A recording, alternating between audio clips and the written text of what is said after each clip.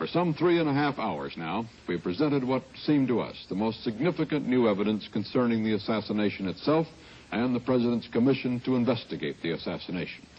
Yet, over these months, as we prepared this report, we began to realize that there is one more question to be answered.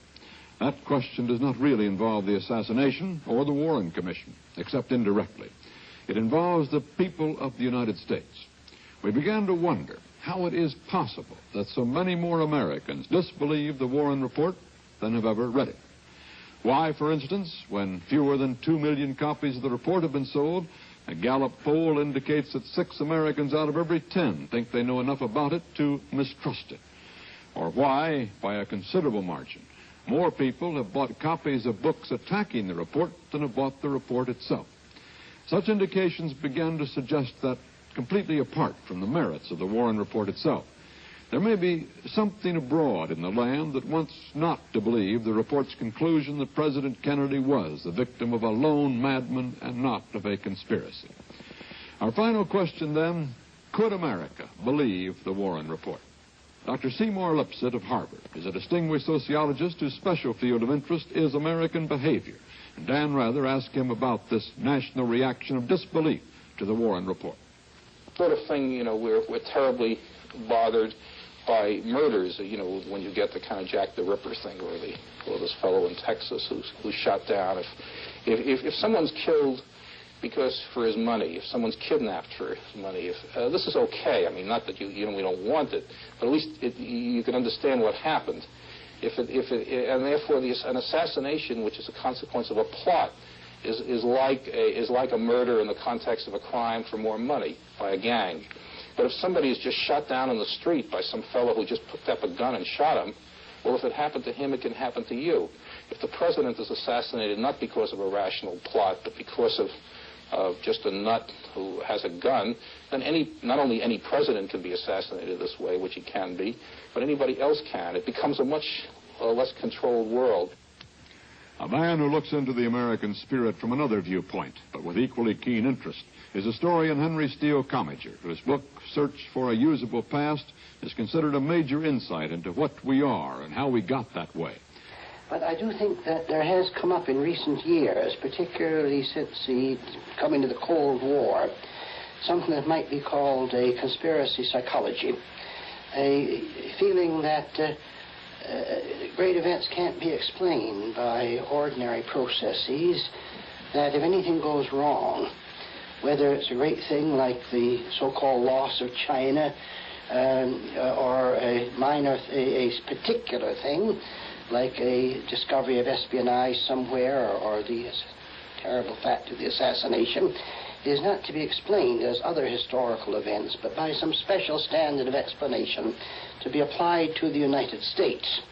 And the point is that the ordinary rules for the rest of the world don't hold for us.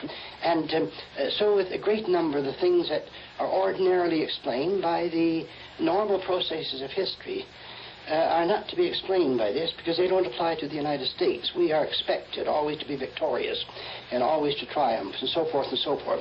Added to this came the McCarthy era, with the miasma of suspicion, with the ceaseless insistence on conspiracy, on dirty work at the crossroads everywhere. And I think we have been persuaded very largely since the beginnings of the Cold War to be more receptive to conspiracy theories. I don't think we've become paranoid, but we were on the road to a paranoid explanation of things. Do you think that a second investigation, an independent investigation into the assassination of the president, is any more likely to be believed than the Warren Commission? I see no reason to suppose that anyone who doesn't believe the first will believe a second or a third or a fourth.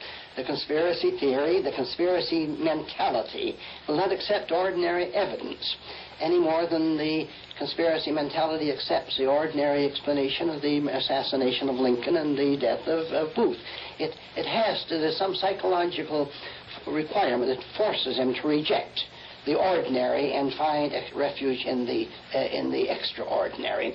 And if another investigation were to be held and came to the same conclusion as I'm inclined to think it would, who knows, I think it would be found just as unsatisfactory, and the critics would say, well, of course, this too was part of the establishment appointed this, they want this kind of an explanation, and we don't believe any of it because we know there's dirty work at the crossroads somewhere. They're covering things up. So I see no value, really, in another investigation. In Washington, Eric Severide has been watching these 4 programs with you, and we turn to him now for his thoughts on the Warren Commission and its work. When this reporter returned home after the first year of World War II in Europe, I made a few speeches to American groups, the intelligent, middle-class, town hall kind of audience. But almost invariably, some man or group of men would get me aside after the speech and say, in effect, now tell us the real lowdown. This was my first adult encounter with that strain of permanent skepticism about what they read or hear that runs through so much of the American people. This distrust governs people's feelings toward government and public events more than their feelings toward one another in their daily life. Part of the impulse is simply that traditional Yankee horse trader desire not to be taken in. Part is the wish to be personally in the know, one up on the other fellow. But this automatic reaction that there must be conspiracy somewhere, the prevalence of this devil theory of politics, this probably has increased among us, as Professor Commager suggests, as a result of World War II and the Cold War that followed. Roosevelt must have sold out East Europe at Yalta, so many people thought. Obscure Reds in the State Department, teachers and writers here and there must have delivered vast China to communist hands. Indeed, 1 or 2 otherwise reputable personages argued that Roosevelt conspired with the Japanese to bring about the Pearl Harbor attack. What fed the conspiracy notion about the Kennedy assassination among many Americans was the sheer incongruity of the affair. All that power and majesty wiped out in an instant by one skinny, weak-chinned little character. It was like believing that the Queen Mary had sunk without a trace because of a log floating somewhere in the Atlantic, or that AT&T stock had fallen to zero because a drunk somewhere tore out his telephone wires. But this almost unbelievable incongruity has characterized nearly every one of the assassinations and attempted assassinations of American presidents. Deranged little men killed Lincoln, Garfield, McKinley, tried to kill Presidents Theodore and Franklin Roosevelt. Only the Puerto Rican attempt on President Truman represented a real conspiracy. There are still people who think Adolf Hitler is alive, people who think the so-called learned elders of Zion are engaged in a Jewish plot to control the world. The passage of years, the failure of anybody anywhere to come up with respectable evidence does not shake the people who cling to these illusions. And so 3.5 years later, there are people who still think some group of men are living somewhere, carrying in their breasts the most explosive secret conceivable, knowledge of a plot to kill Mr. Kennedy. These imagined men supposedly go about their lives under iron self-discipline, never falling out with each other, never giving out a hint of suspicion to anyone else. And nearly 3 years after the Warren inquiry finished its painful and onerous work, there are not only the serious critics who point to the various mistakes of commission or omission, mistakes of a consequence one can only guess at, and of a kind that have probably plagued every lengthy, voluminous official investigation ever staged. There are also people who think the commission itself was a conspiracy to cover up something. In the first place, it would be utterly impossible in the American arena of a fierce and free press and politics to conceal a conspiracy among so many individuals who live in the public eye.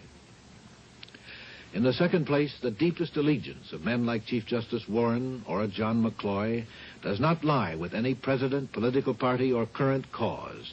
It lies with history, their name and place in history. That is all they live for in their later years. If they knowingly suppressed or distorted decisive evidence about such an event as a presidential murder, their descendants would bear accursed names forever. The notion that they would do such a thing is idiotic. This is Eric Severide in Washington.